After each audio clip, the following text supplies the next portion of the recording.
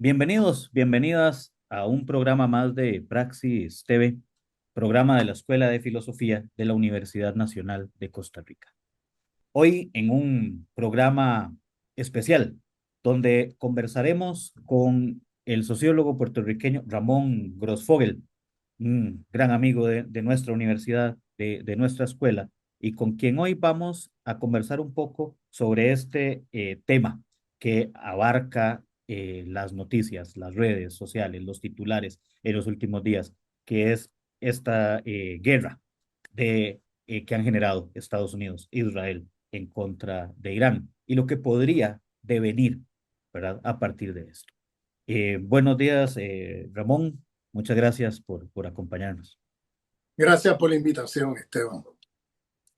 Ramón, quizás si empezamos hablando sobre la génesis, ¿verdad? O lo que podríamos hablar, ¿verdad? Porque es un tema incluso histórico y muy largo, pero que podríamos ir viendo de dónde empieza a surgir este conflicto en los últimos tiempos, ¿no? Y en los últimos meses también respecto a lo que acontece con Irán y estas relaciones con Israel y Estados Unidos. Pues mira, para hablar de los conflictos que existen hoy en el Medio Oriente y para hablar de la crisis en que estamos metidos ahí, digo estamos porque está el planeta entero metido en la crisis de lo que está pasando ahí, como vamos a discutir, hay que empezar por hablar por la fundación del Estado de Israel. Hay que empezar por explicar qué es Israel y hay que empezar por explicar cómo surge este proyecto sionista en esa parte del mundo. El sionismo es una ideología que nace de los cristianos, esto es muy importante, de los cristianos fundamentalistas protestantes que en el siglo XIX, sobre todo británicos, más que nada británicos, pero también estadounidenses, que tienen esta idea de que tiene que surgir un Estado de Israel que acapare todos los territorios de esa región y que para que regrese el Mesías, para que regrese Jesús a la tierra. Esto es algo que no está en la Biblia, que se lo han sacado así de la manga, como de un sombrero, como un conejo de un sombrero, y que han estado machacando con esta idea desde el siglo XIX. Esa ideología pasó a, eh, sobre todo judíos, porque claro, ese proyecto depende mucho de movilizar judíos para ocupar esas tierras. Y en un primer momento fue una cosa, vamos, más ideológica, como un retorno a la tierra prometida, un retorno a la tierra sagrada, ¿no? Del cual supuestamente fueron expulsados hace 2000 años. Entonces, el argumento que se usa es un argumento teológico en un primer momento. Eh, Luego ese proyecto se va secularizando porque aparecen entonces figuras como Herz, que era un escritor judío austriaco que a finales del siglo XIX escribe una novela que anticipa toda esta ideología sionista. Y luego, así a saltos, para un poco por razones de tiempo, luego tenemos en la Primera Guerra Mundial. Recordemos que esa zona era parte de lo que era el sultanato otomano, que era una zona enorme en el Medio Oriente. O sea, los países como Irak, Siria, Líbano, Palestina, Arabia Saudita, esos países no existían, eran todos territorios dentro de los otomanos. Entonces, en la Primera Guerra Mundial, cuando Francia e Inglaterra se reúnen en Londres y se dividen el mapa de los otomanos, este, van a una guerra, en esa guerra a tumbar a los otomanos. Los tumban y luego se dividen el territorio entre ellos en una oficina en Londres. O sea, esto es tuyo, esto es mío, esto es tuyo, esto es mío. Entonces, entre franceses y británicos se dividen el territorio. Palestina terminó en manos de los británicos. Entonces, ahí viene lo que se conoce como la Declaración de Balfour. Balfour era un político británico En aquella época el antisemitismo, el racismo contra los judíos era brutal en Europa, o sea, es una cosa de siglos y que se siguió durante el siglo XX. Entonces, parte de la solución era sacarnos de encima a los judíos enviándolos a las tierras palestinas. Y como ese territorio pasó a ser colonia británica, comienza con la declaración de Balfour, este político británico, un proyecto de colonialismo de población. Colonialismo de población es un tipo de colonialismo donde los colonos, el interés de colonizar el territorio no es tanto explotar la mano de obra como traer familias de colonos europeos para ocupar el territorio, quedarse con sus viviendas, quedarse con sus tierras, quedarse con todo. Y el problema con el colonialismo de población, a diferencia del colonialismo de explotación, el colonialismo de explotación es el colonialismo que va buscando explotar la mano de obra del colonizado. Ese tipo de colonialismo se puede decir que se da un genocidio más lento, porque el colonizador le interesa explotar la mano de obra de la gente que coloniza y no tiene interés en que mueran de inmediato. Ahora, a través de los abusos en los procesos laborales, esclavización o formas coercitivas de trabajo, se da un proceso de genocidio lento, porque muere mucha gente en esos procesos no brutales de explotación del trabajo. Pero en el colonialismo de población, el genocidio es inmediato porque el interés del colono es quedarse con las tierras y con las viviendas y con todo lo que era antes el territorio de los pueblos originarios. Entonces, por eso es que hay una correlación directa, muy fuerte entre colonialismo de población y genocidio, porque tienen que hacer limpieza étnica del territorio para poder ocuparlo. Entonces, eso se hace solamente con violencia. Y por eso es que no hay colonialismo de población sin genocidio. En la historia del mundo moderno es así. Entonces, comienza un proceso de colonialismo de población poblando el territorio palestino bajo el colonialismo británico con judíos europeos, que los europeos se querían sacar de encima por razones racistas. Los europeos no querían tener judíos de vecinos. Entonces, promueven este proyecto de exportar a los judíos al territorio de los palestinos como parte de un colonialismo de población. Y ahí comienza todo un conflicto largo que culmina con la fundación del Estado de Israel en el año 1948. La fundación del Estado de Israel se fundó con lo que llaman los palestinos la Nakba.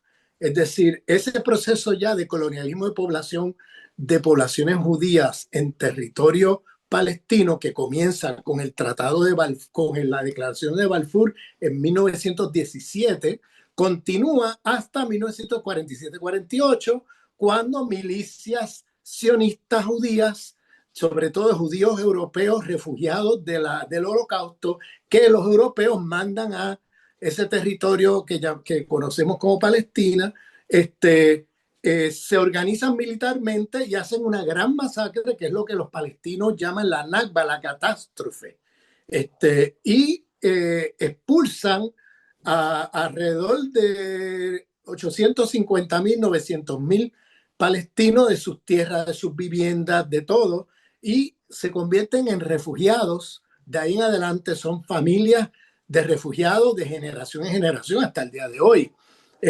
Algunos fueron a parar a Gaza, otros fueron a parar a países del Medio Oriente, al Líbano, otros fueron a Siria, otros terminaron en Irak, Kuwait, en otros países árabes, pero expulsaron un número enorme, además de masacraron a muchísimos palestinos que los sacaban de la casa con ametralladores y ahí mismo los mataban, las familias enteras. O sea, era una cosa brutal. Entonces, así fue que se fundó el Estado de Israel. Fíjense que se fundó de una manera parecida como se fundó Estados Unidos, que fue a través del genocidio contra los pueblos originarios, que empezó también con el colonialismo británico y se intensificó después que Estados Unidos hace un país independiente, independiente de Gran Bretaña, a partir de la independencia de Estados Unidos en 1776, se intensificó todo ese proceso de colonialismo de población y ya en el siglo XIX fueron las grandes masacres de pueblos originarios en Norteamérica, tanto en Estados Unidos como Canadá. Pero lo mismo pasó también en Argentina, Chile, Uruguay, el sur de Brasil. Este tipo de colonialismo lo hemos visto también en Abiyala, en las Américas, lo hemos visto en Australia, Nueva Zelanda, lo hemos visto en Sudáfrica, en Zimbabue, hasta Palestina. Entonces, de ahí en adelante se intensifica más todavía que bajo los británicos el genocidio de los palestinos a manos ya de las élites israelíes. Tenemos entonces la intensificación de ese proceso. Luego está la Guerra de los 6 días en el 67, donde los israelíes ocupan todo un territorio enorme que antes estaba en manos palestinas, y los israelitas se quedan con todo el territorio, prácticamente ocupan el territorio militarmente, y los palestinos que vivían en la parte occidental de lo que se llama Cisjordania, quedan ocupados militarmente en la parte este de Jerusalén, quedan ocupados militarmente, y entonces empiezan a hacer un sistema de apartheid en todo el territorio palestino donde habitan los palestinos, un sistema donde los palestinos no pueden moverse sin pasar por lo que llaman checkpoints, que son como, como unas vallas controladas por el ejército de Israel, donde cada palestino, para ir 2 kilómetros más allá, tiene que pasar por esas vallas, identificarse, ser aprobado, etcétera, para poder moverse del territorio. O sea, están totalmente controlados en su movimiento espacial. Y eso poco a poco devino en una especie de balcanización del territorio, donde ya el territorio palestino no es contiguo, no tiene continuidad territorial, sino que ahora hay un bolsillito aquí de palestinos, otro bolsillito allá, otro allá. O sea, los palestinos se han quedado de tener Palestina ser un territorio reconocido como un territorio de palestinos, se ha convertido hoy en que es alrededor del 10-12% del territorio hoy es donde habitan los palestinos. O sea, el 88%, 90% del territorio es territorio ocupado por el sionismo, por los colonos judíos europeos sobre todo, pero también hay judíos de otras partes, tanto del norte de África como del Medio Oriente. Entonces, eso ha llevado, ¿verdad?, a una situación ya desesperante, porque el pueblo palestino ha estado sufriendo matanzas tras matanzas, porque esos territorios cada vez siguen creciendo, cada vez los judíos europeos, los judíos, los sionistas, ocupan más y más territorio, y ese proyecto ha sido financiado tanto económicamente como militarmente por los Estados Unidos.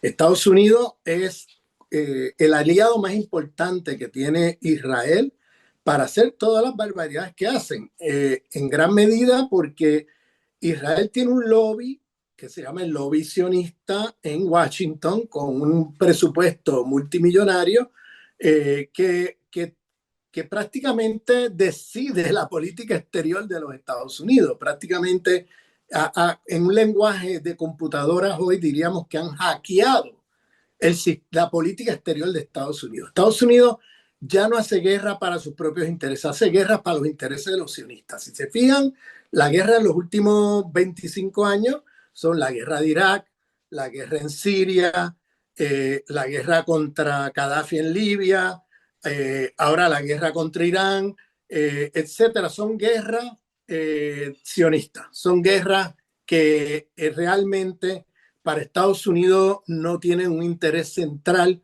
esa guerra, excepto para unas compañías militares que hacen un dineral cada vez que hay guerra porque venden armas, pero excepto ese sector, que es un sector muy poderoso de Estados Unidos, excepto ellos, no se beneficia a nadie en Estados Unidos. De hecho, Estados Unidos se ha ido a la quiebra.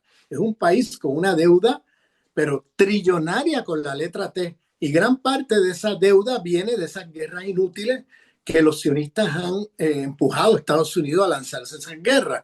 El lobby sionista es un lobby muy fuerte que donde, por ejemplo, para darte un ejemplo, si un congresista intenta cuestionar la política, la ayuda exterior que manda Estados Unidos anualmente, que es de miles de millones de dólares a Israel, Israel no podría vivir sin esa ayuda exterior, ¿sabes? O sea, Israel es un país que no tiene los recursos ni tiene la economía de sostener esos genocidios que hace y todas esas aventuras militares que hace. Eso se lo subsidia el Estado imperial. Eso hay tanto ayuda económica como ayuda militar. Entonces, si algún congresista se opone, inmediatamente el lobby sionista en las próximas elecciones le pone un candidato al lado con un presupuesto de millones y millones de dólares para ganarle las próximas elecciones y sacarlo del Congreso. Ese tipo de cosas lo han hecho ya no una vez, varias veces. Entonces, muchos congresistas andan aterrorizados de que si se salen de la línea, en las próximas elecciones le ponen un candidato al lado que lo sacan con un presupuesto millonario que ellos no van a poder tener y entonces los sacan del Congreso. Así es como ha funcionado. Entonces, llegamos a un punto donde el Estado de Israel tiene un proyecto que se llama el Gran Israel. El Gran Israel no es solamente la ocupación de Palestina, el Gran Israel es la ocupación del Líbano, la ocupación de Siria, la ocupación de Irak, la ocupación de Jordania, la ocupación de parte de Arabia Saudita, la ocupación. Ellos tienen una visión expansionista imperial en la región. Ellos se ven como creciendo el territorio, pero claro, ¿cómo lo hacen? A fuerza de guerra, a fuerza de sacar a la gente violentamente, la gente, sobre todo los árabes, violentamente de sus territorios. Entonces, ese proyecto de Gran Israel, ellos tienen una lista que estaba ahí desde hace 30 años de 7 países, donde ellos se propusieron tumbar todos los gobiernos de esos 7 países en el mundo árabe-musulmán, porque ellos quieren ser el país hegemónico en la región, el país que tenga el control absoluto de la región. Y tumbaron, tenían una lista que la CIA adoptó esa lista, o sea, esa era una lista del Mossad. Netanyahu la dijo públicamente, los países y todo, en varias intervenciones públicas desde los años 80, pero esos países, esos 7 países, han tumbado a todos los gobiernos de esos 7 países porque eran países que se enfrentaban al sionismo del mundo árabe-musulmán. Entonces, ¿qué hicieron? Tumbaron todos esos gobiernos. Ahí estaba Irak, estaba Siria, estaba Somalia, estaba el Líbano, estaba Libia y por supuesto está Irán. Entonces, tumbaron a todos los gobiernos. O sea, tumbaron a Assad en Siria, tumbaron a Saddam Hussein en Irak, tumbaron a Gaddafi en Libia, tumbaron todos los gobiernos que ellos se plantearon tumbar y el único que queda en esa lista es Irán. Irán es el único país que queda de la lista. Si tumban Irán, estamos hablando de la paz de Israel. O sea, Israel va a imponer un sistema hegemónico en toda la región y se va a expandir sin que nadie lo pueda detener, porque han destruido los estados que antes se le paraban de frente y se lo ponían. Los ha destruido a todos. El único que queda es Irán. Entonces, la campaña contra Irán viene desde los años 90, donde hemos escuchado a Netanyahu. Es que hay videos que dan hasta risa, porque Netanyahu va al Congreso americano, va a los Estados Unidos, y hay videos de él de finales de los 80, durante los 90, durante la década del 2000, la década del 2010, 2020, hasta ahora, hasta hace una semana, diciendo lo mismo. Irán está a ley de 2 semanas de hacerse de la bomba atómica. Bien, entonces dale que dale, porque él lo que quiere es movilizar el Estado, lo que ha hecho, ha movilizado al Estado americano en la guerra de Siria, en la guerra de Libia, en la guerra de Irak, lo que hacen los sionistas, porque ellos solos no pueden, no tienen los recursos Es un país pequeño, no tienen tampoco la cantidad de dinero que requiere el gasto militar, que requiere hacer ese tipo de aventuras militares. Y entonces lo que han hecho es, a través de todos estos años, ir tumbando gobierno tras gobierno con la intervención, movilizando a Estados Unidos, hackeando la política exterior y política militar de Estados Unidos para que se movilice de acuerdo a sus propios intereses como Estado, ¿no? En lugar de Estados Unidos movilizarse a partir de sus propios intereses, lo que hacen es que han hackeado el sistema político, el Estado americano, de tal manera que ahora las guerras que hace Estados Unidos en los últimos 20, 30 años son guerras sionistas. Y eso le ha tenido un costo enorme en Estados Unidos, al punto que Estados Unidos es un país quebrado.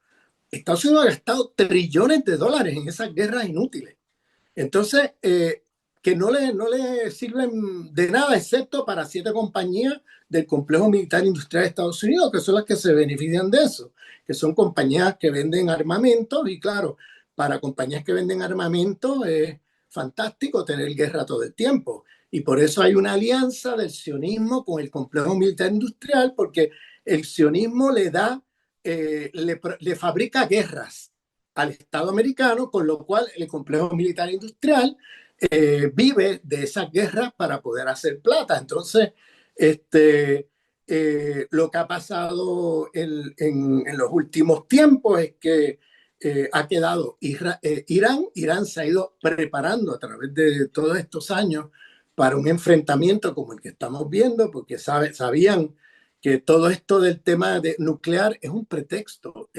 Irán hace ya desde los años 80, Irán está diciendo que a ellos no les interesa hacer una bomba nuclear por razones espirituales, porque ellos tienen el jefe de la revolución iraní, el imán Khomeini, en los años 80 hizo una fatua, que es un decreto de jurisprudencia islámica diciendo que está prohibido hacer una bomba nuclear. No quiere ser parte de los países que fabrican ese tipo de bomba destructiva de la vida.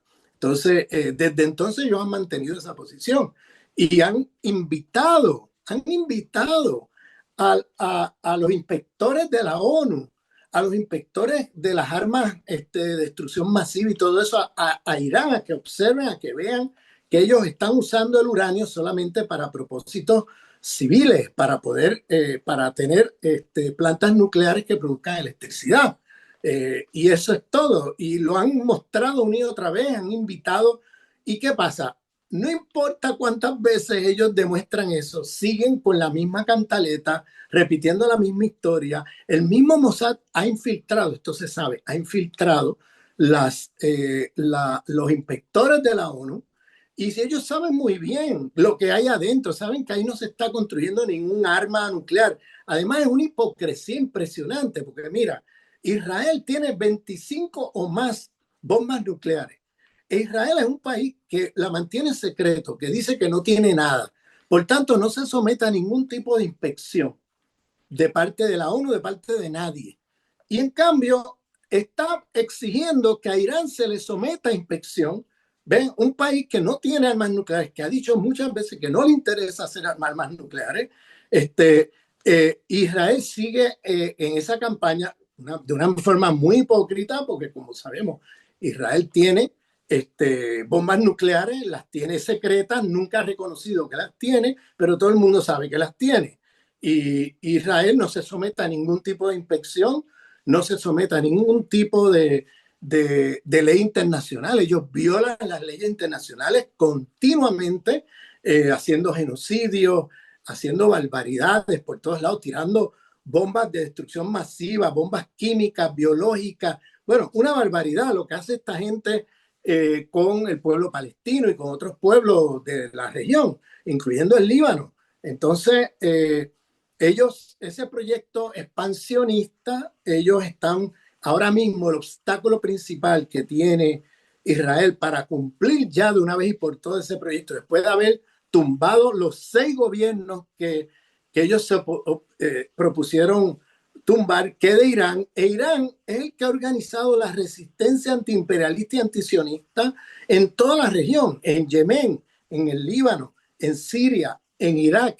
O sea, por todos lados ha apoyado los movimientos de resistencia contra el imperialismo y contra el sionismo en toda la región. Es el país que tiene la capacidad militar de enfrentarse a Israel. Entonces, para ellos es una prioridad tumbar a Irán, porque una vez tumban Irán, los movimientos que Irán ha organizado y ha apoyado en diferentes partes del Medio Oriente, pues se van a ver debilitados, porque ahora mismo la fuente de apoyo material y espiritual de todos esos movimientos es Irán. Entonces lo que busca Israel aquí es dar como un golpe de muerte, un golpe de gracia a Irán para entonces ellos poder quedarse con toda la región. Fíjate que ahora que cayó Assad en Siria, ¿qué ha hecho Israel? Israel ocupa todo el sur de Siria. Ahora Israel ya no está en las alturas de Golán. Ahora está a 20 kilómetros de Damasco, de la capital. Controla todo el sur. Eso te demuestra que esta gente tiene un proyecto del gran Israel, un proyecto imperial, un proyecto expansionista, que es colonialismo de población, que como dije está muy asociado con genocidio. Y entonces, realmente, ¿cómo ha logrado Israel de mantener ese apoyo de los países occidentales, de los países de Estados Unidos, de los países europeos de su lado? Pues ahí vienen varios mecanismos. Un mecanismo es el lobby que te he dicho antes, que le pagan a los políticos sus campañas electorales y todo eso, ¿no? El que se le oponga inmediatamente lo desprestigian, le hacen una campaña en las próximas elecciones, le ponen un candidato al lado que tumbe al candidato crítico del sionismo. Y el otro mecanismo es el caso Epstein. El caso Epstein es un operativo del Mossad. El Mossad lo que ha hecho con esto que se conoce como el caso Epstein es una estrategia de chantaje a las élites políticas y económicas de los imperialismos occidentales. ¿Cómo? Pues metiéndolos en estas redes de pedofilia, ¿no? Tienen filmado con cámaras, con videos, las élites de Occidente, económicas y políticas de Europa, de Estados Unidos y de otras partes del mundo, los tienen firmados a todos, cometiendo barbaridades, incluyendo matando. Hay algunos, como el príncipe Andrew de Inglaterra, de la monarquía inglesa, que mató a una chica allí en cámara. Tienen el video. O sea, hacen ritos satánicos. No sé si esto ha llegado por Costa Rica, pero es que hacen ritos satánicos donde sacrifican bebés, beben sangre de bebés muertos, sacrifican mujeres, las niñas que las han violado, y luego las sacrifican en ritos satánicos.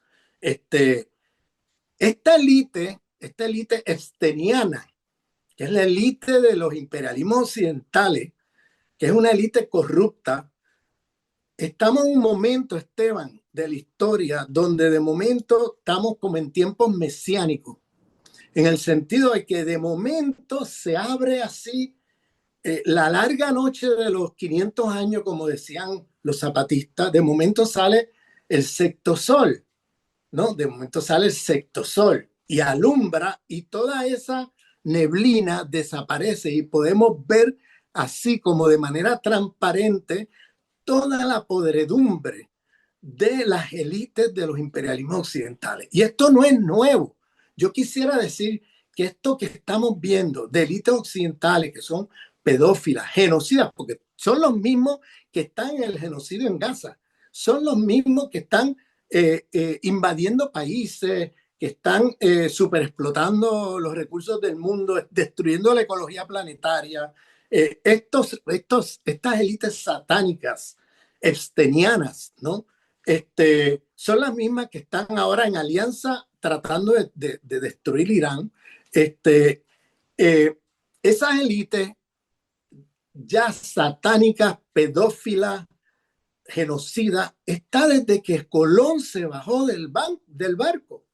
Desde que Cristóbal Colón se bajó del barco, sabemos y está documentado que lo primero que hicieron fue genocidio contra nuestros pueblos originarios y el abuso y la violación de mujeres, niñas, sobre todo niñas y niños, bien, por parte de estas élites que vienen a colonizar el mundo. Entonces, eso no es algo nuevo, eso es algo que está documentado a través de la historia, cómo estas élites del capital financiero es 1%, es una banda de secta satánica, ¿ve? Porque es que el mal, es lo que estamos mirando ahora, Esteban, es como esto que la teología se nombra como el mal, como lo satánico, es que ahora tú no tienes que ser creyente ya para poderlo ver con tus ojos.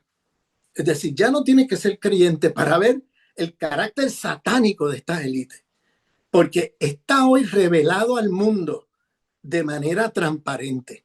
Y estos son los mismos que luego vienen a mentirnos, a meter fake news sobre Irán, a decirnos que Irán es la barbarie. O sea, cuando la barbarie son ellos. Irán es un país pacífico. Irán no ha invadido ningún país del mundo. O sea, Irán no ha agredido a nadie. Irán ha dicho cientos de veces que ellos no tienen interés en hacer bomba nuclear. Eso de lo nuclear es un pretexto. Ahora, mira si son satánicos, Esteban, que cuando el grupo de negociador de Irán estaba negociando con Estados Unidos eh, en este tema, ¿no? El tema de nuclear. Fíjate que ellos llegaron a acuerdos en los años bajo Obama y firmaron un acuerdo porque ellos no tienen problema en firmar que no van a hacer bombas nucleares porque es que no las van a hacer, es que no tienen interés, que ellos desde el punto de vista espiritual y de principio, ellos no creen en bombas nucleares. Ellos creen que eso debe erradicarse del planeta Tierra. Entonces, esa fatua del imán Khomeini de los años 80 sigue ahí presente en todos ellos. Y entonces, el tema ahí es cómo recientemente en las negociaciones que hubo, luego fue Trump el que tumbó ese acuerdo, si te acuerdas. Trump tumbó el acuerdo que tenía Irán con Europa, Estados Unidos y todo. Y luego que lo tumbó, porque claro, él lo tumba porque desde el punto de vista del proyecto sionista, ellos tienen que tener algún pretexto para poder irse a una guerra con el interés no es, lo nuclear es un pretexto. Entonces, si firman un acuerdo, pues ya se les cae el argumento, ya no tienen con qué pretexto hacer una guerra. Entonces, lo que hace Trump es que tumba ese acuerdo y continúa con esta cantaleta de que van a hacer una bomba nuclear. Entonces, ahora, fíjate, hay una mesa de negociaciones en junio, en el mes de mayo, entre mayo y junio, en la cuarta sesión que estaban negociando, ¿qué hizo Estados Unidos? ¿Qué hizo Israel? Israel mató a todo el equipo negociador, a todos. Dime si eso no es satánico. Tú estás negociando de buena fe para llegar a un acuerdo y te matan a todo el equipo negociador. Y luego van y matan a todos los comandantes del ejército iraní. En junio, eso fue la guerra de los 12 días. Matan a todos los comandantes, matan a científicos que están en el tema nuclear, los matan a todos y matan a miles de personas. Bien, matan a miles de personas. Y eso es lo que ahí vino la guerra de los 12 días.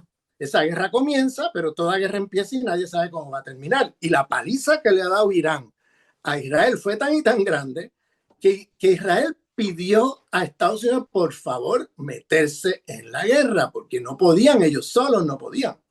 Irán le dio una paliza.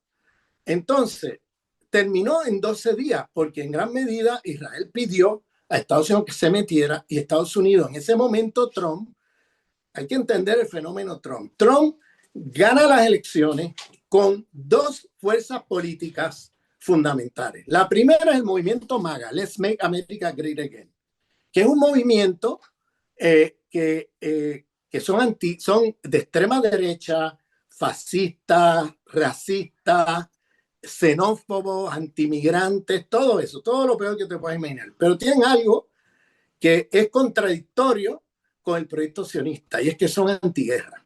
Y son antiguerra porque ellos critican al sionismo porque durante todo el siglo XXI, perdón, todas estas guerras que han habido en el Medio Oriente, que son guerras sionistas, los del movimiento MAGA, porque Trump lo dijo también públicamente muchas veces, que estas son guerras inútiles, que estamos botando trillones de dólares en guerras inútiles, que no son guerras que tengan ningún interés para Estados Unidos, que son guerras que están que tienen otras agendas, sobre todo la agenda sionista. Eso lo denunció Trump ante la administración de Bush, ante la administración de Obama, ante los Clinton, o sea, esa es una crítica que públicamente ha hecho Trump durante muchos años. Luego él llegó a ser presidente y entonces él no inició ninguna guerra, pero sí hizo movidas junto con el sionismo en esa época, apoyando el sionismo y todo eso. Ahora, en su segundo mandato ahora, él llega a la presidencia prometiendo, contrario a lo que hizo Biden, porque Biden se mete en la guerra de Ucrania, se mete en varias guerras, ¿no? Y entonces Trump, parte de la campaña era, yo prometo, yo soy el presidente de la paz. Yo cuando estuve ahí nunca inicié ninguna guerra. En cambio, mira a Biden y los demócratas, que enseguida que yo salgo de la silla, inician guerra. Entonces vino prometiendo para el movimiento MAGA, Let's Make America Great Again, son millones y millones y millones de americanos blancos de extrema derecha, supremacistas blancos, que dicen basta ya, porque el país está quebrado, el dinero se está yendo en guerras inútiles, el dinero del Estado, y los trabajadores blancos se han empobrecido porque no tienen acceso a nada de esos recursos que se van en guerras inútiles. Y son guerras instrumentalizadas por el sionismo. Entonces, hay un movimiento antiguerra muy fuerte de esa extrema derecha que le vota a Trump y que es el que le hace la campaña a Trump y lo pone en la silla, creyéndose la promesa que hace Trump de no hacer guerra. Entonces, por el otro lado, Trump, ¿quién financia? O sea, ¿quién organiza la campaña? Los MAGA. ¿Quién financia la campaña? Los sionistas. O sea, los sionistas entonces por el otro lado le están dando el dinero para la campaña y le dan cientos de millones de dólares para hacer su campaña a cambio de dos cosas. El genocidio en Palestina, me apoyas en eso, pero sobre todo la guerra con Irán. Tienes que venir a una guerra con nosotros, contra Irán. Trump, por un lado, promete no ir a la guerra y por otro lado pacta con los sionistas de irse a la guerra contra Irán, a cambio de que le den el dinero para la campaña. Entonces, ahí está, vamos, ahí está atrapado Trump entre estas dos fuerzas. Entonces, ¿qué pasó? En junio, esto es importante relatarlo para entender dónde estamos hoy. En junio pasó lo siguiente. En el mes de junio vino, como te conté hace un momento, se rompen las negociaciones porque Israel ataca inmediatamente a Irán en medio de la mesa de negociaciones, mata a todas las personas que estaban en la mesa de negociaciones, matan a los comandantes del ejército, matan a los científicos nucleares y matan a miles de personas. Y empieza una guerra. Bien, entonces, Israel ve que no puede más y llama a Trump para que lo ayude, para que Trump apoye, etc. Trump se mete, pero Trump, como viene con la presión del movimiento MAGA, acaba de entrar en la silla a fines de enero del año pasado. Estamos ahora en junio, estamos 5 meses después y ya los sionistas lo están llamando a meterse en una guerra. Entonces, él estaba ambiguo porque por un lado él tiene la presión de los sionistas que le pagaron la campaña a cambio de que se vaya a una guerra con Irán y por el otro lado tiene el movimiento MAGA que le votó, que le organizó la campaña y que no quieren guerra. Entonces, ¿qué hizo él? Él se metió en la guerra e hizo hizo una coreografía con Irán. Lo que hizo fue que se puso de acuerdo con Irán y acordaron que Estados Unidos bombardearía 2 lugares donde supuestamente habían los laboratorios nucleares de Irán, pero claro, Irán sacó todo de ahí porque fue una cosa pactada y en respuesta Irán atacaría la base militar de los Estados Unidos en Qatar, también anticipando para vaciar el sitio. Entonces hicieron una especie de coreografía de cara al mundo, donde Trump le dice a los sionistas, mira, te cumplí, acabé con los laboratorios nucleares de Irán. Entonces, te he cumplido, denme las gracias que los he salvado, bien, porque ustedes estaban recibiendo una paliza de Irán, me he metido aquí, he acabado con los laboratorios nucleares, cosa que nadie se lo creía, eso era fake news, porque eso fue un bombardeo pactado, donde Irán sacó sus cosas del sitio y Estados Unidos sacó sus cosas también de su base militar en Qatar. Entonces, si eso lo sabemos el resto del mundo, imagínate el Mossad, imagínate el liderato de Israel. ¿Cómo no va a saber que eso? Entonces, el liderato de Israel lo tomó como una burla. Dijo, o sea, este se está burlando de nosotros. Y lo primero que hizo el jefe del ejército israelí, cuando acabó la guerra de 12 días, que se dieron los dos bombazos y luego dijeron, bueno, pues ya hasta aquí llegó la guerra, y salió Trump en un discurso triunfalista diciendo, denme las gracias, sionistas, que les salvé, los salvé de la paliza que le estaban dando, que ha acabado con los laboratorios nucleares, cosa que no se lo cree nadie. Pues los sionistas inmediatamente salieron públicamente a decir, esto no ha terminado, esto va a seguir. Y lo anuncian así públicamente como, ya, pero estaban furiosos con Trump, porque se sintieron que Trump los estaba traicionando. Entonces aquí pasaron dos cosas, Esteban, que son fundamentales para entender cómo se alinea Trump ya 100% con los cinistas.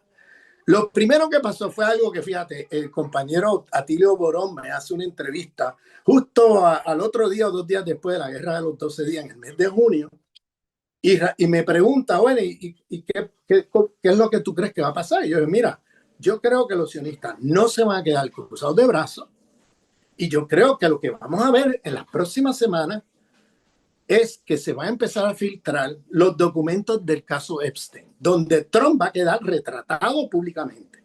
Eso es lo primero que va a pasar. Y lo segundo que va a pasar es que va a haber una operación de falsa bandera en Estados Unidos, o va a haber un atentado contra Trump, o va a haber algo que lo va a escarmentar. Bueno, dicho y hecho.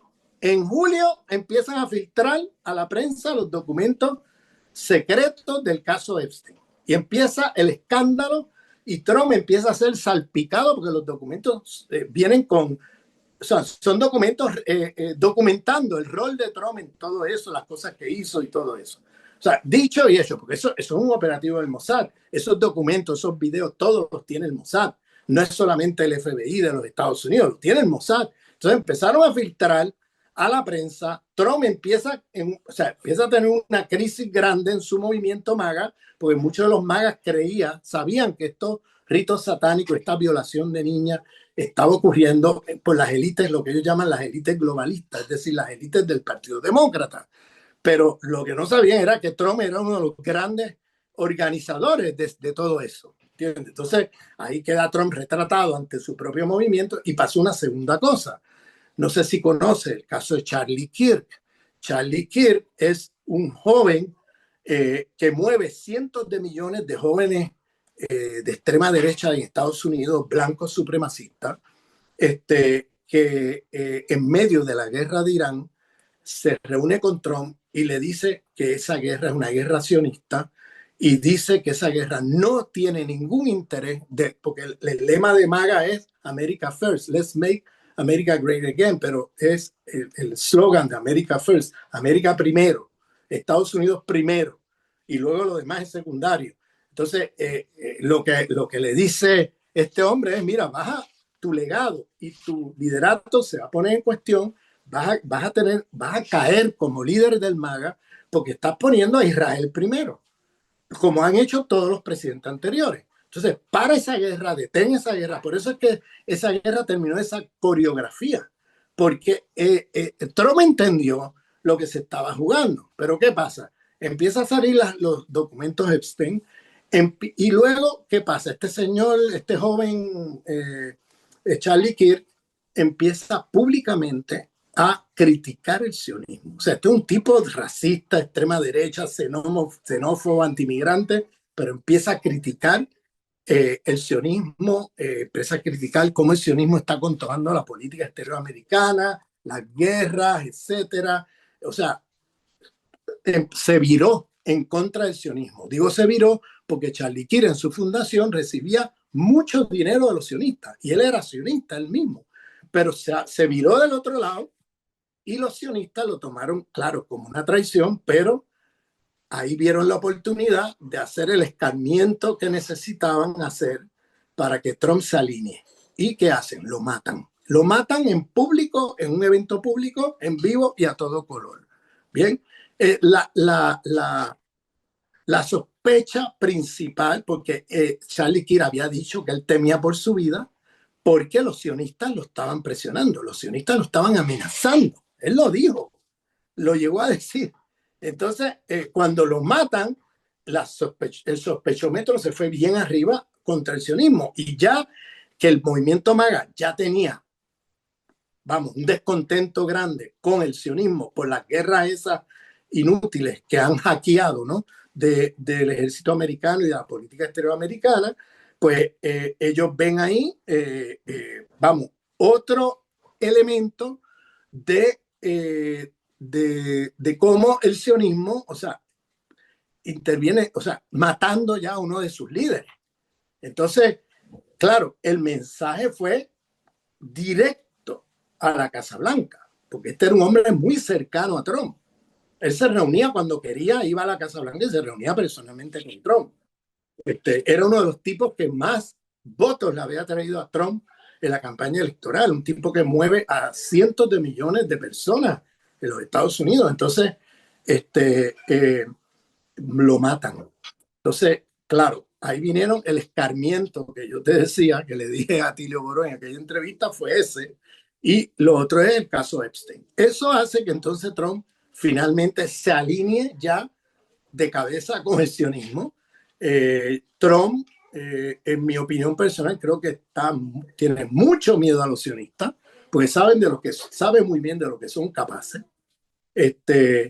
Y bueno, la presión ha sido tal que él ha optado por tener lealtad al sionismo sobre su propio movimiento. El movimiento que lo sigue están opuestos a la guerra. Él ahora mismo hay un 60% más de la población de Estados Unidos en contra de esa guerra. Bien, pero él tiene que cumplir, o sea, el mensaje que dieron fue alguien que recibe dinero del sionismo como Charlie Kirk y cualquier otro para la agenda sionista que nos traicione, esto es lo que va a pasar. Y entonces el mensaje era directo para Trump. Y yo creo que este hombre ahí se alinea ya de una vez y por todas con el proyecto sionista y claro, vuelven a ser nuevamente, dime si no es satánica esta gente que vuelven otra vez a negociar con los iraníes, vuelven a la mesa de negociaciones y cuando el viernes pasado, un día antes de que empezara esta guerra, el mediador de estas negociaciones, Esteban, es el canciller de Omán. El canciller de Omán se había reunido por varias semanas con el equipo iraní de negociación y con el equipo americano. Y estaban a pelo de un acuerdo, a pelo, donde por primera vez Irán acepta no almacenar uranio, acepta reducir significativamente el procesamiento de uranio, aunque tienen derecho en el derecho internacional, tienen el derecho de poder procesar para fines civiles, de producir electricidad y cosas de esas. Pero con tal de evitar una guerra, aceptaron eso. Enseguida el canciller de Omán vuela a Washington el viernes pasado, se va a reunir con Trump. Trump no lo recibe el vicepresidente de Estados Unidos, y él le dice, mira, estamos a ley de nada para hacer un acuerdo. Y se va a CBS, a todas estas cadenas de televisión americana, a anunciarlo públicamente. Esteban, no pasaron ni 4 horas cuando ya estaban matando al ayatolá y matando al liderato de la revolución iraní. Aprovecharon la reunión que tenían allí el ayatolá y el liderato del ejército y otra gente del gobierno, que tienen una reunión para aprobar el acuerdo que este señor Domán llevó a Washington, y aprovecharon para matarnos a todos, como hicieron la otra vez. O sea, dime si esa gente no son satánicos. O sea, se sientan contigo en una mesa de negociación y luego te matan. matan a los mismos de la mesa de negociación y matan luego al liderato y matan a los comandantes del ejército. Volvieron a hacer lo mismo. O Claro. sea, Sí, Ramón, ahí con esto que dices, porque podemos pensar también en la percepción, ¿verdad?, que hay sobre todo de Occidente, ¿verdad?, en Occidente, sobre esta guerra y sobre Irán, que ahora lo mencionabas, ¿verdad? Desde los 80, ¿verdad? Y como bien mencionas, hay otro elemento ahí que ha sido la legitimación, ¿verdad?, de toda acción en contra de Irán a través de la prensa y que se ha construido toda una imagen, ¿verdad?, al respecto de todo Oriente Medio, al respecto de todos de estos países, a la hora de ser catalogados como terroristas y demás, ¿verdad? Al punto de que incluso hay un escepticismo respecto a la buena voluntad de Irán, ¿no? ¿Verdad? De alguna forma.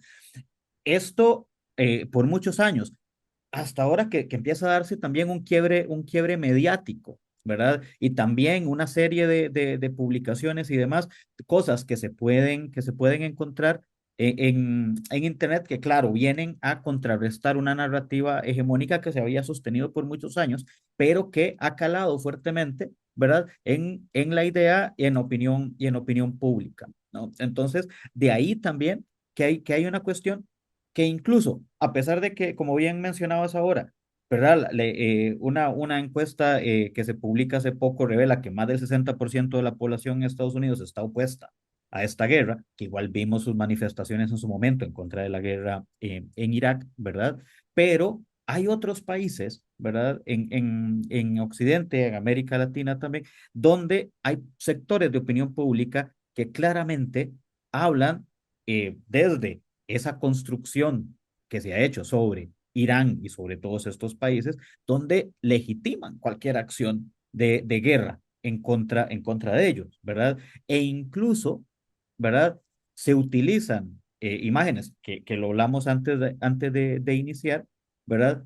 Sobre las manifestaciones y demás en Irán previo para utilizarlas como una excusa previo a la guerra que finalmente no funcionan porque la guerra no es por la liberación del pueblo ni por la democracia, sino bajo el argumento añejo de muchísimos años de la guerra preventiva, ¿no?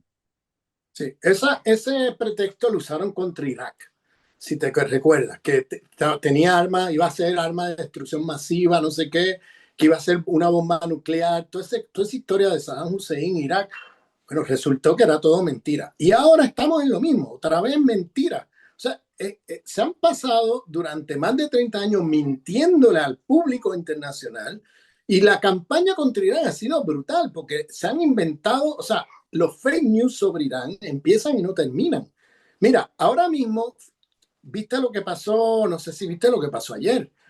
Ayer, este, Arabia Saudita, que es un país totalmente entregado a los intereses de Estados Unidos, e incluso un aliado de Israel, y Qatar, que también es otro país entregado a los intereses de Estados Unidos y aliado de Israel, que no son exactamente países antisionistas, sino que son países de esos que han entregado el alma, ¿no?, al diablo, como dicen, y acaban de arrestar en Qatar y en Arabia Saudita agentes del Mossad que querían bombardear esos países para hacer una operación de falsa bandera y acusar a Irán de haber hecho el bombardeo en lugares de civiles. Mira, Irán ha hecho intervenciones quirúrgicas, o sea, está atacando solamente las bases militares americanas, las oficinas del Mossad, las oficinas de la CIA, o sea, no está atacando objetivos civiles.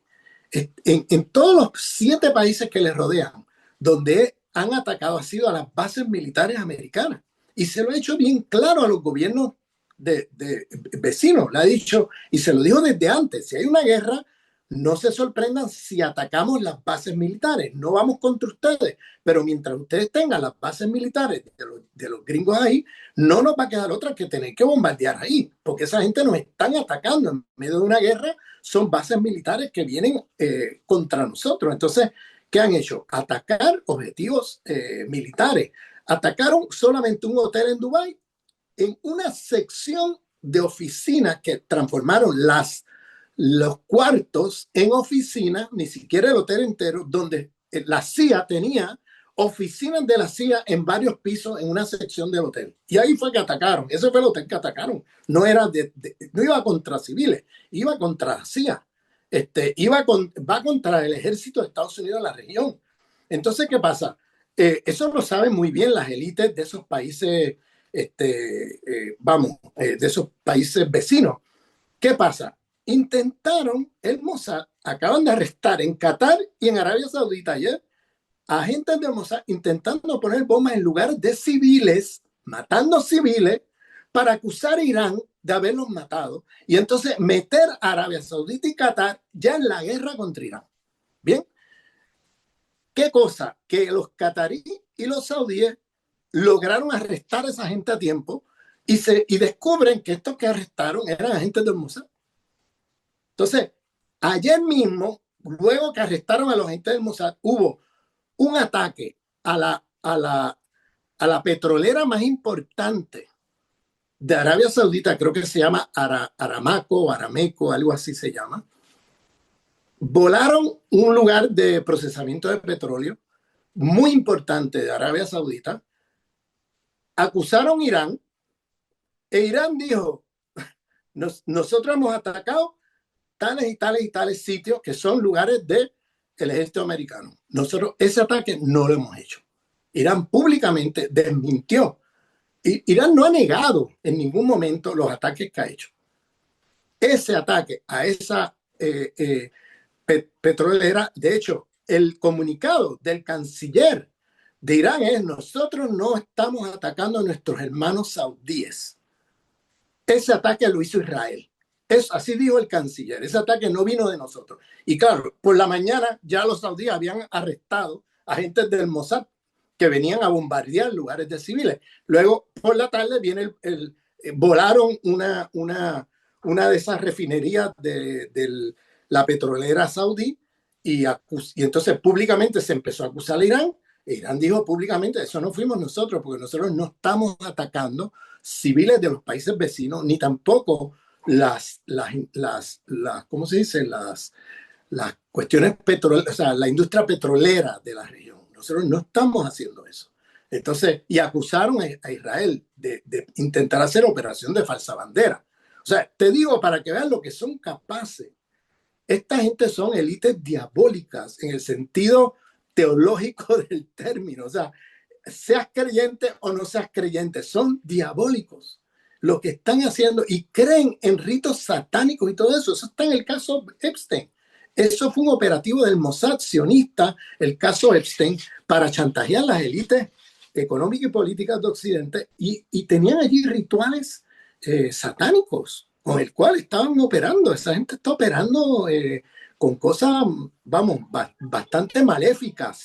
Seas creyente o no seas creyente, aquí tienes lo que se llamaría la encarnación de Lucifer, la encarnación de un aparato de dominación totalmente satánico, porque hacen cosas que de verdad que son muy perversas, como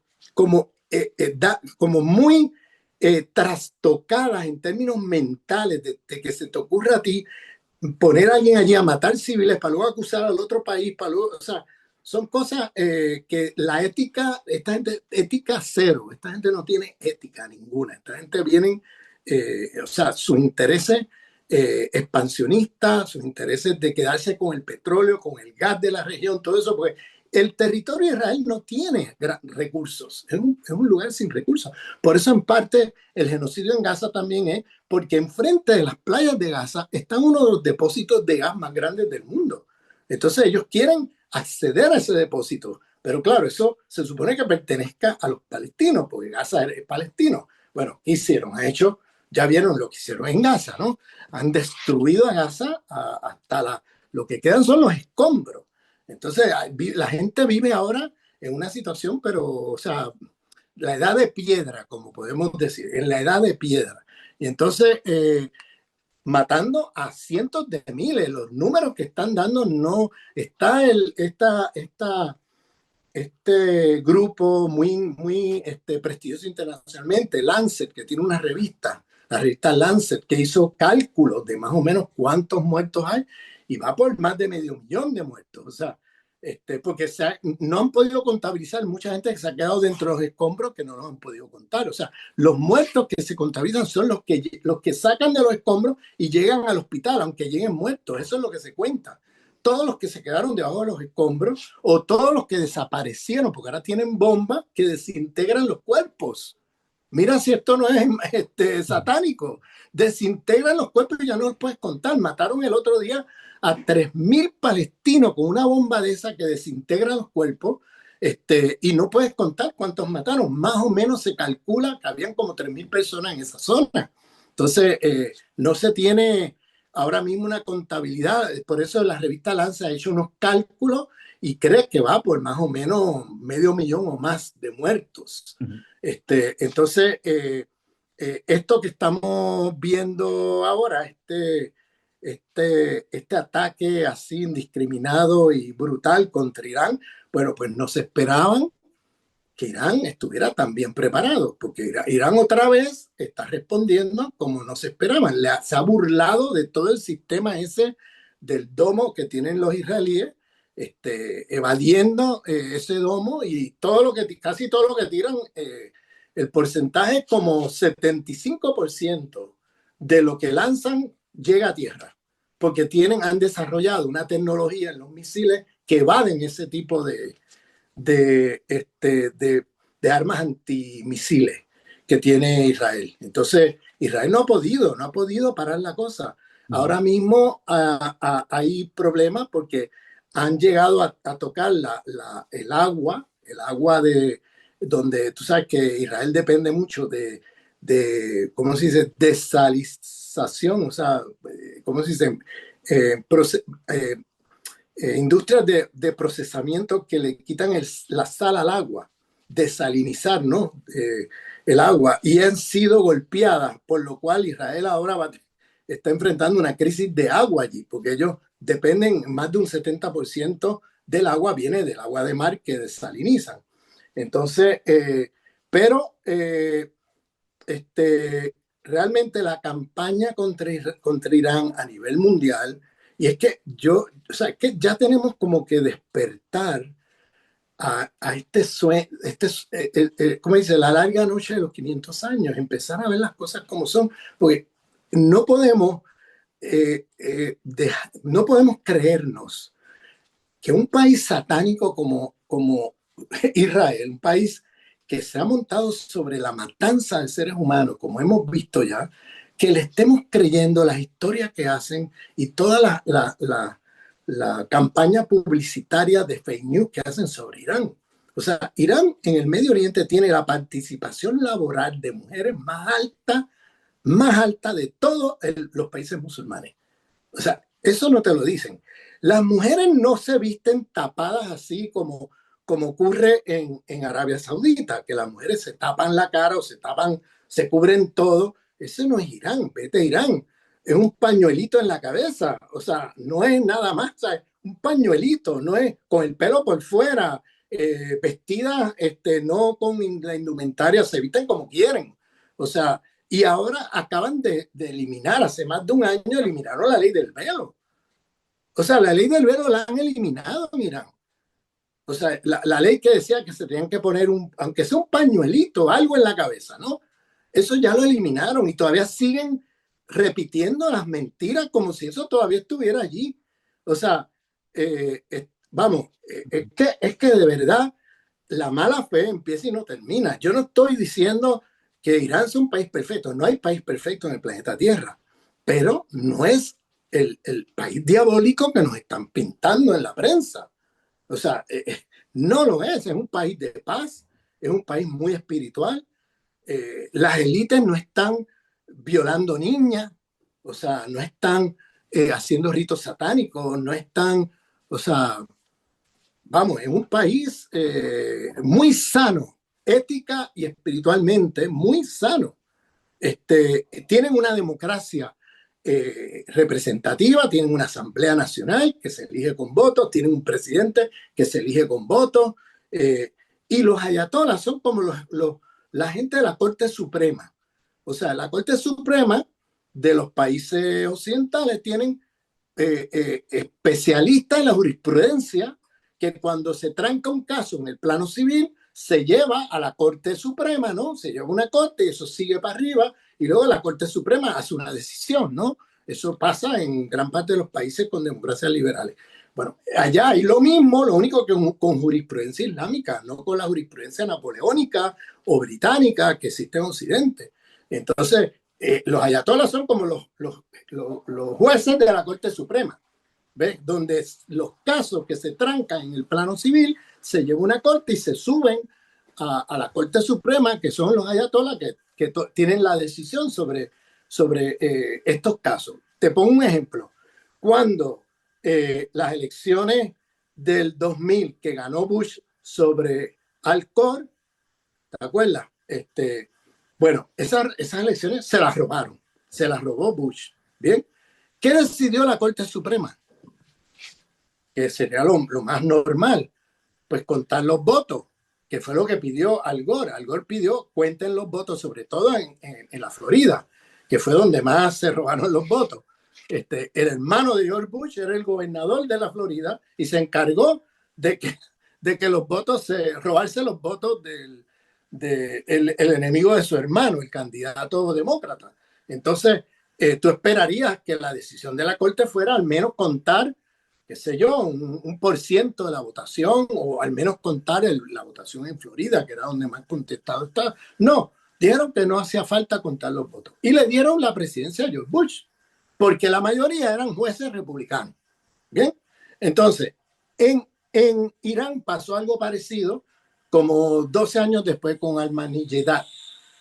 El presidente aquí, Ahmadinejad, no puedo pronunciar bien el nombre, pero este señor ganó las elecciones y fue contestada.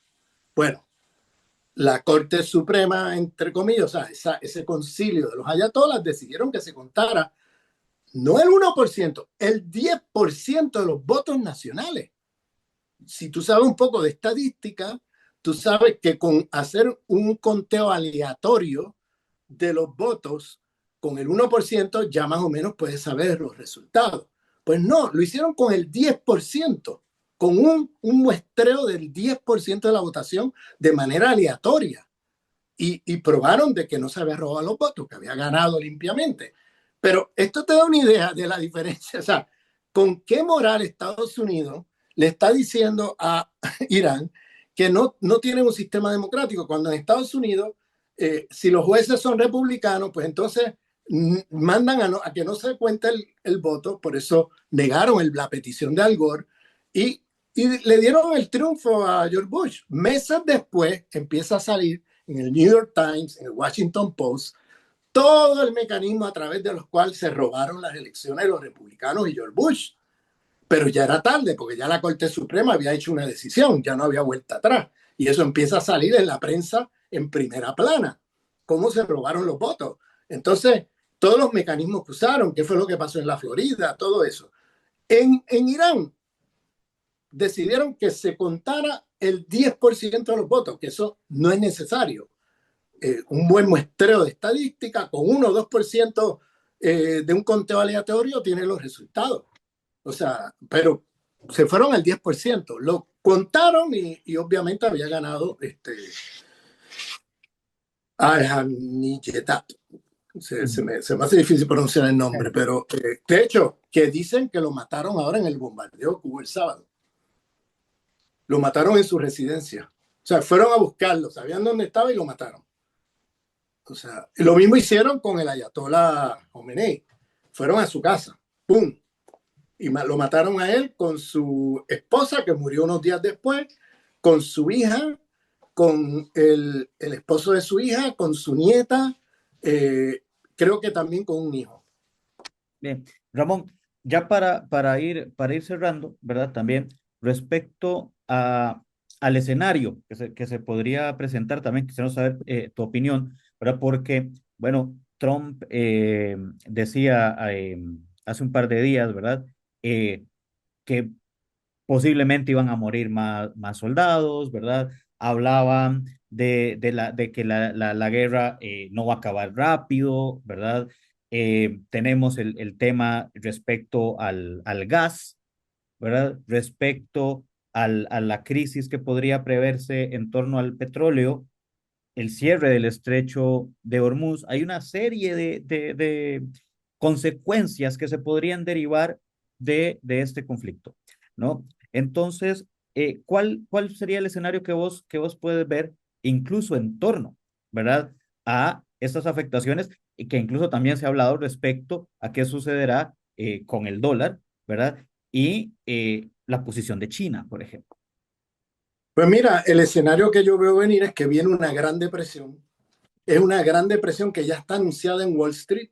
Wall Street ya, el debate no es si va a haber una gran depresión, una catástrofe económica, sino cuándo. Ese es el debate que lleva a la gente de Wall Street. Yo he seguido esos debates. Y claro, ahora tenemos el momento donde eso viene, porque ahora el precio del petróleo se va a disparar con el cierre del estrecho de Hormuz por parte de Irán como parte de su guerra defensiva frente a las agresiones del imperio y de los sionistas. Entonces se van los mercados de valores.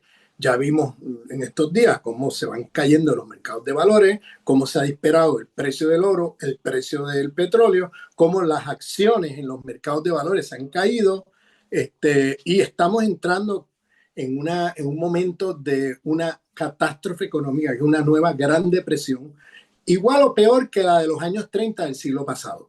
Y Estados Unidos va a ser el epicentro de ese colapso, porque Estados Unidos es el país deudor más grande del mundo. Estados Unidos tiene alrededor de 40 trillones de dólares en deuda, con la letra T, trillones, y no aguanta Estados Unidos una crisis de esta envergadura.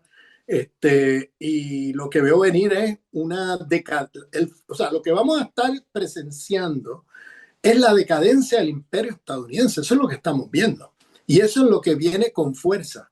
Vamos a ver una decadencia, el imperio va a caer. El problema es que esas cosas no ocurren de la noche a la mañana.